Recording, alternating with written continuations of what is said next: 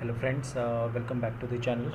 आई hope आप लोगों की इंग्लिश क्लासेस और इंग्लिश लर्निंग अभी तक अच्छी चल रही हैं, राइट। आज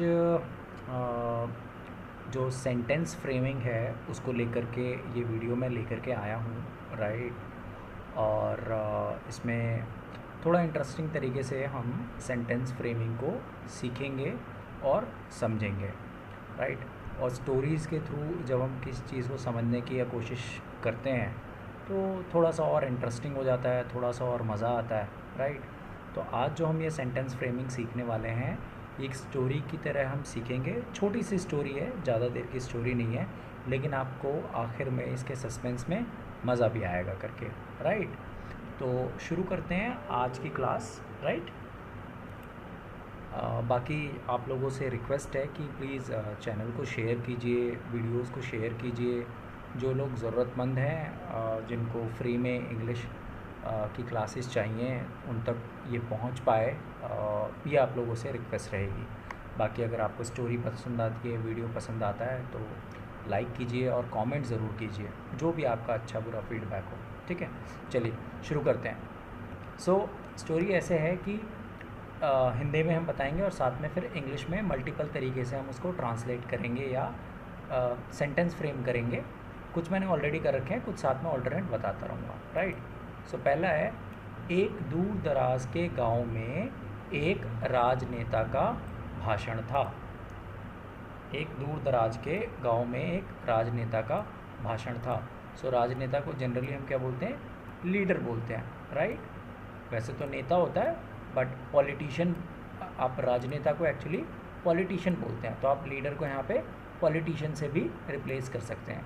तो ये आपकी कॉल है कि अगर आपको लीडर याद आ रहा है आप लीडर बोलें, और बिल्कुल सटीक चाहिए तो आप पॉलिटिशियन बोलें, राइट। कहाँ पे था? एक गांव में था, तो हमें पता है हमें विलेज की बात करनी है। दूसरे वर्ड्स में इसे रूरल एरिया भी बोला जाता है, यानी देहात का एरिया, राइट। अब यहाँ पे जो दूर दराज है ना, इसको आप चाहें तो जब आप सेंटेंस बना रहे हैं तो आप इसको इग्नोर भी कर सकते हैं, और अगर आपको इंक्लूड करना हो आप इंक्लूड भी कर सकते हैं। मीनिंग निकल के आना चाहिए। तो हमने इसको जब सेंटेंस को फ्रेम किया तो कैसे फ्रेम किया? अ लीडर और may be a politician had to address some people in a village, right. A leader had to address some people in a village. इसको दूसरे तरीके से भी बोला जा सकता है। दूसरा एक तरीका हमारा ये भी हो सकता है कि there was a speech planned in a village by a politician. आपको जो सुटेबल समझ में आता है, मतलब ये निकल के आना चाहिए कि गांव में नेताजी का भाषण था, ठीक है। ठीक है, अगली लाइन पे आगे बढ़ते हैं। करीब 25 मील के सड़क प्रवास के पश्चात जब वो सभा स्थल पर पहुंचे, देखा कि वहाँ सिर्फ एक किसान उन्हें सुनने के लिए बैठा हुआ था, राइट। तो करीब कितना? 25 मील सड़क प्रवास मतलब road travel, right.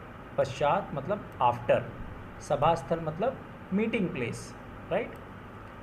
Reached, right. मैं आपको साथ में थोड़े थोड़े वोकेबलरी स्ट्रॉन्ग करने की कोशिश कर रहा हूँ, राइट।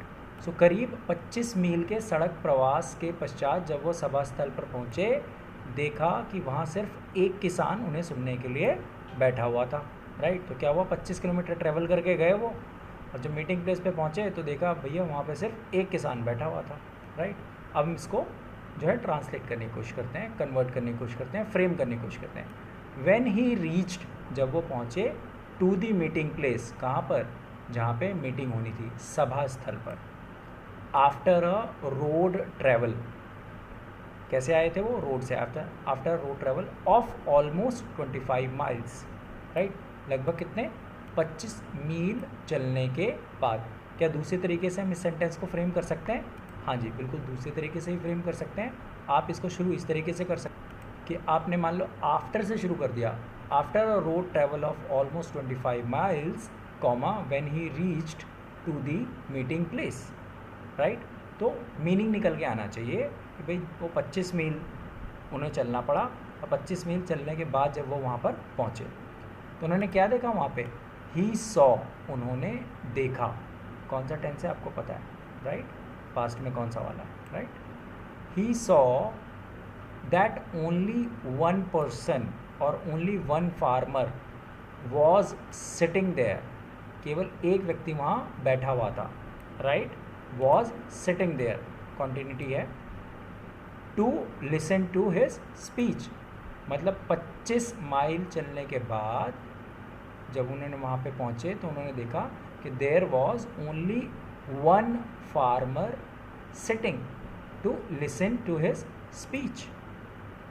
ठीक है, आगे चलते हैं, देखते हैं क्या इंटरेस्टिंग हुआ। नाउ जब उन्होंने अकेले उसको देखा तो क्या हुआ, उस अकेले को देख नेताजी निराश भाव से बोले। ऑब्वियसली डिसअपॉइंट हो गए, निराश मतलब डिसअपॉइंट होना, राइट? डिस्करेज होना, राइट? उत्साह उनका ख़त्म हो गया, निराश हो गए, डिसअपॉइंट हो गए, डिस्करेज हो गए, right?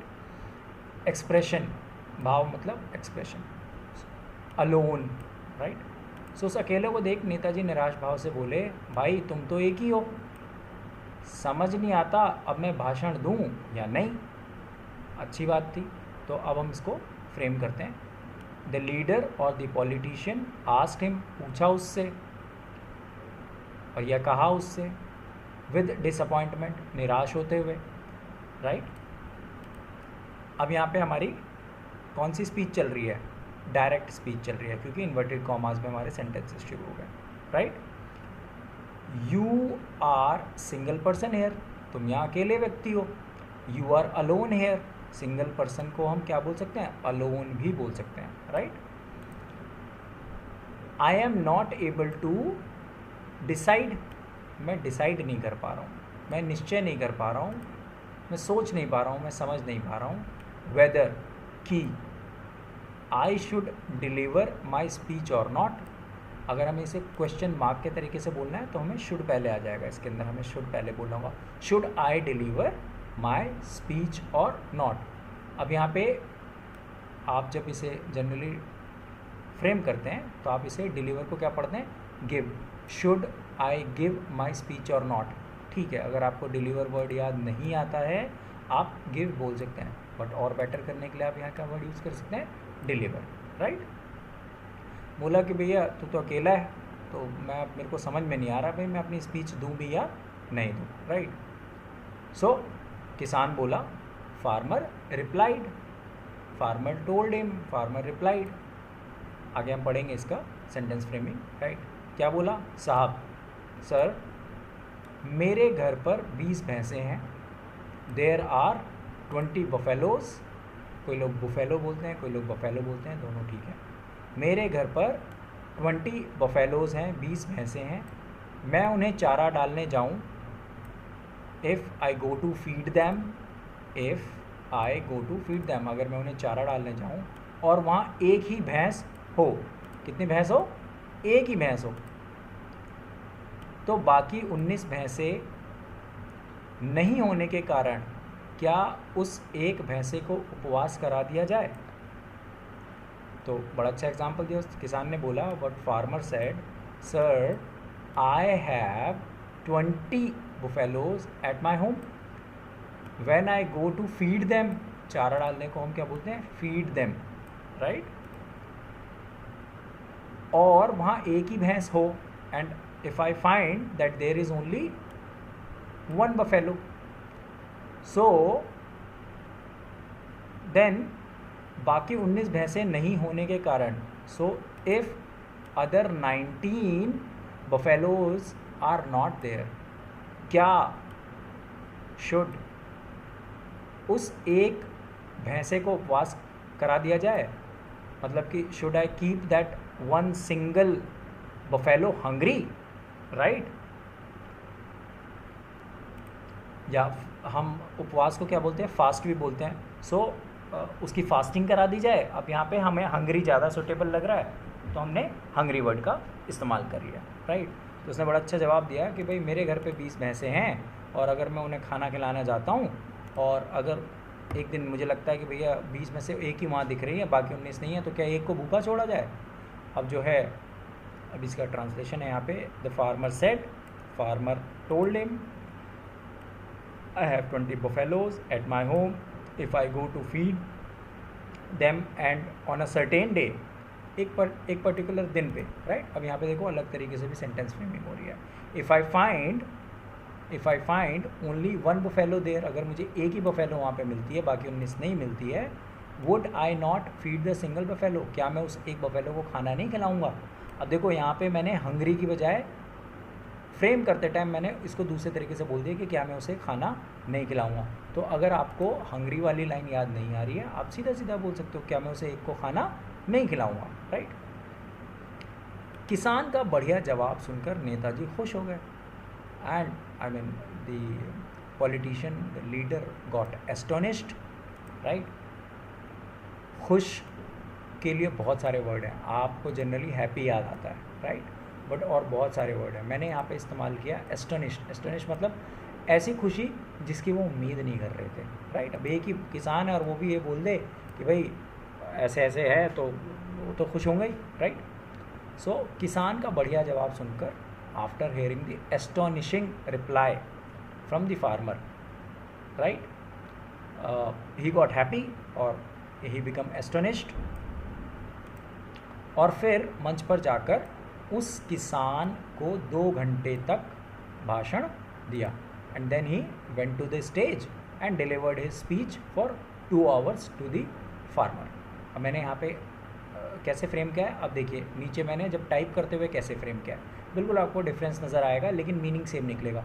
The leader got impressed, वहाँ पे मैंने क्या बोला था, astonished, happy. Leader got impressed with farmers astonishing answer. अब देखिए यहाँ पे मैंने एस्टोनिशिंग नीचे यूज़ कर लिया। सो लीडर गॉट इम्प्रेस्ड, नेताजी खुश हो गए, बड़े इम्प्रेस हुए फार्मर का चमत्कारिक जवाब सुन के, एस्टोनिशिंग आंसर सुन के। एंड देन ही स्पोक, और वो बोलते रहे, देन ही स्पोक, बोला उन्होंने, for 2 hours from the stage, और 2 घंटे उन्होंने स्टेज से लगातार बोला, ठीक है। भाषण खत्म होने पर नेताजी बोले, after finishing his speech Netaji said, the leader said, क्या उन्होंने बोला, भाई ब्रदर तुम्हारी बैलों की उपमा मुझे बहुत पसंद आई। I really liked the illustration you gave about the, अच्छा भैंसों से यहाँ पे बैलो आ गए, टाइपिंग मिस्टेक है, राइट। सो हम इसे भैंस समझ लेते हैं। तुम्हारी भैंसों की उपमा मुझे बहुत पसंद आए। I really like the example और the illustration you gave about your buffaloes, right. यहाँ पे आप ऑक्सिस पढ़ सकते हैं, लेकिन ऊपर से बफेलो आ रहा है तो नीचे भी हमें बफेलो पढ़ना पड़ेगा, राइट। पसंद आई। तुम्हें मेरा भाषण कैसा लगा? उन्होंने बोला भाई मुझे तो तुम्हारा एग्जाम्पल बहुत अच्छा लगा, अब ये बताओ कि तुम्हें, how did you like my speech, right. अब इसका हम सेंटेंस फ्रेमिंग लिखते हैं। After finishing the speech he told him, उन्होंने उससे कहा, brother I really liked your illustration example of buffaloes, how did you like my speech, तुम्हें मेरी स्पीच कितनी पसंद आई, कैसी पसंद आई, ये बताओ। अब देखिए बड़ा इंटरेस्टिंग आंसर है, you will really love this. यहाँ पे स्टोरी ख़त्म होने जा रही है। किसान ने जवाब दिया, the farmer replied, farmer answered, farmer responded. 3 तरीके से हमने बताया इसको, राइट। द फार्मर रिप्लाइड, और द फार्मर आंसर्ड, और the farmer responded. What, inverted commas में, साहब सर 19 बैलों की, अगेन ये टाइपिंग मिस्टेक है, भैंस होने चाहिए थे, 19 भैंसों की गैर हाजिरी में 20 भैंसों का चारा एक ही भैंसों को नहीं डालना चाहिए। क्या बोला उसने, किसान ने, फार्मर ने, sir if 19 buffaloes were not available और एब्सेंट, वर नॉट अवेलेबल भी बोल सकते हैं और एब्सेंट भी बोल सकते हैं, उपलब्ध नहीं थे या एब्सेंट थे, राइट। 20 भैंसों का चारा एक ही भैंसे को नहीं डालना चाहिए। I should not have fed 20 buffalo's appetite just to 1 buffalo, राइट। इतनी अक्ल मुझ में है, I have this common sense, I have this understanding, right, लेकिन आप में नहीं है। अब इसका हम फटाफट से सेंटेंस फ्रेमिंग देख लेते हैं। The farmer replied, farmer responded, farmer answered, sir I am intelligent enough. अब यहाँ पे जो उसने बात बोली ना, इतनी अकल मुझ में है, यहाँ पे हम शुरू में हमने बोल दिया I am intelligent enough to understand, ये समझने के लिए, अ बेसिक थिंग, एक बेसिक चीज़ समझने के लिए, आधारभूत चीज़ समझने के लिए, क्या, that I should not feed a single buffalo, सिर्फ एक भैंस को मुझे नहीं खिलाना चाहिए, विद एपेटाइट ऑफ 19 बफेलोज, जो 19 लोगों की भूख है, 19 बफेलोज का खाना है, वो मुझे सिर्फ एक को नहीं खिलाना चाहिए। इफ़ दे वर एब्सेंट, मतलब अगर वो बाकी 19 बफेलो एब्सेंट हैं तो मुझे 20 लोगों का खाना एक को ही नहीं खिलाना चाहिए, 20 लोगों का खाना एक बफेलो को नहीं खिलाना चाहिए। But seems you do not have this common sense, लेकिन लगता है आपके पास ये कॉमन सेंस नहीं है, और you do not have this basic understanding. I hope story आपको अच्छी लगी होगी। It was kind of joke, but थोड़ा सा मज़ा इसलिए आता है मैं पढ़ने में कि स्टोरी में एक एंड होता है, एक क्लाइमैक्स होता है। इसका क्लाइमैक्स बड़ा अच्छा था कि बड़ा इंटरेस्टिंग तरीके से नेताजी ने भाषण दिया एक जने को, लेकिन बाद में उन्हें पता चला कि वो तो मूर्ख साबित हो गया, right. He prove to be a foolish man. Anyhow, I hope आपको स्टोरी अच्छी लगी होगी, और मैं इसी तरीके से स्टोरीज़ को लेकर के आता रहूँगा ताकि आप बहुत अच्छी तरीके से इंग्लिश की सेंटेंस फ्रेमिंग सीख पाएँ। मैंने पहले ही बताया, हमें अपना मैसेज देना है, लिटरल ट्रांसलेशन के पीछे नहीं भागना है, इसलिए मैंने यहाँ पे लिटरल ट्रांसलेशन नहीं सिखाया है, ठीक है। अगेन, अगर वीडियो पसंद आया हो, स्टोरी पसंद आई हो, तो लाइक कीजिए और प्लीज़ शेयर कीजिए। चैनल अगर सब्सक्राइब नहीं किया है प्लीज़ सब्सक्राइब कीजिए, और प्लीज़ इसको ज़रूर शेयर कीजिए उन लोगों के साथ जिन लोगों को इसकी बहुत ज़रूरत है। और इसके अलावा जो टेस्ट पेपर्स हैं, अभी तक पता है आपको, सारे फ्री हैं। वेबसाइट पे जाइए हमारी www.gyandigital.com, लिंक मैं डिस्क्रिप्शन में भी डाल देता हूँ, वहाँ पे टेस्ट ज़रूर दीजिए, उसी से आपकी प्रैक्टिस का पता चलेगा आप कितना सीख पा रहे हैं, ठीक है। Thank you again for watching this video. मिलते हैं अगले वीडियो में एक अगली अच्छी और बहुत ही ऐसी बढ़िया इंटरेस्टिंग स्टोरी के साथ, ठीक है। Thank you. कीप लर्निंग, सीखते रहिए, रुकिए मत, वोकेबलरी तो हमेशा स्ट्रॉन्ग करके रखिएगा, ठीक है। Thank you guys.